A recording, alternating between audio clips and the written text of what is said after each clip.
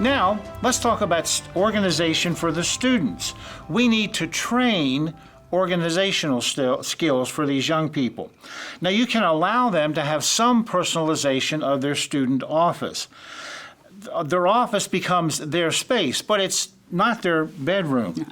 Minimal individualization should be allowed for their workspace. For example, maybe a picture of their family or a pet, a pencil holder that they've made themselves, or bookends, or those kinds of things.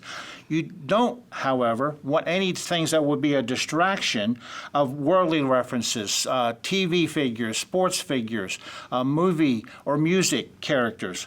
That would be a distraction to them. And then we want to train our children to prepare for goal check. Train your students to prepare before they start working for the day.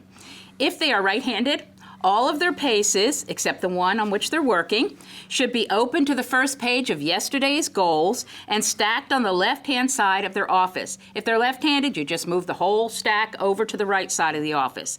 Then they should put their goal card, their homework slip, their parents' envelopes, and any other communication from home on top of that pile so you don't have to keep asking them for things when you're doing the goal check. You also want to train your students in neatness, being neat. Encourage your students to keep their offices clean during the day.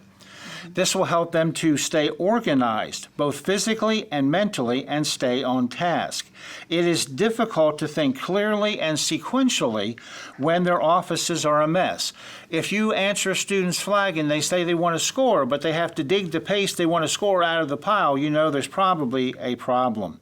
And then have your students clean up their offices at the end of the day before they go home. This will give them a fresh start the next morning. No matter how organized your staff keeps your learning center, the learning center will not look neat and organized if the students' offices look like an explosion in a mattress factory. That's true. Now, the first pillar that we talked about is organization. Now we're ready to add the second pillar of a successful management of a busy learning center, and that is consistency. We've said well begun is half done, but you can't stop there. A standard that is not enforced is not a standard. Consistency on your part equals security on the student's part. Inconsistency breeds insecurity and fear. The students need to know where the fences or the boundaries are, and that they will still be in the same place tomorrow, and the next day, and the day after that. There are things we should do every day in the Learning Center. We should start with daily devotions. Begin every day with Scripture. That's the most important thing that we want our children to learn. And then we have our daily Scripture recitation and opening exercises. Right. And this is the easiest way for your students to memorize their monthly Scripture, by reciting it every single day out loud. They're not only saying it, but they're hearing it, and that's going to help them memorize it. Then we have the daily goal check. And remember that this is the most important academic control that you have in the Learning Center. And the information in the goal check can safeguard you as well. Goal checking is the nuts and bolts of the A.C.E. program. It is the single greatest control that the Learning Center staff has at its disposal. It provides many opportunities to discover exactly what the students are really doing academically. Staff will discover the needs of each child every day if they consistently use this tool and keep accurate records. A thorough goal check done without missing a day allows you to keep touch with every child. Even those students who are quiet, who generally do not need a great deal of academic help. It also provides valuable documentation of incomplete goals, homework undone, notes to and from home, tardies, absences, and a wealth of invaluable information used in dealing with parents. Make sure you keep an accurate attendance record, noting exactly when each student arrives, especially if they arrive late, or what time they leave if they leave early before the day is over. This will enable you to be able to document the period of time during the day when you are legally responsible for that child in case something is questioned at a later date. Were they even in school when that happened that they're saying did?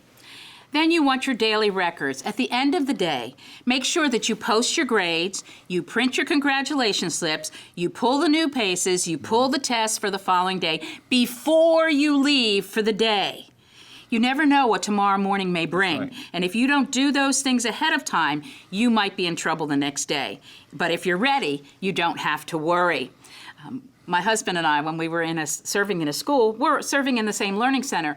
And one day, the younger learning center supervisor was unable to come. And so I was asked to go down to that learning center and take care of the children for the day, to fill in for them.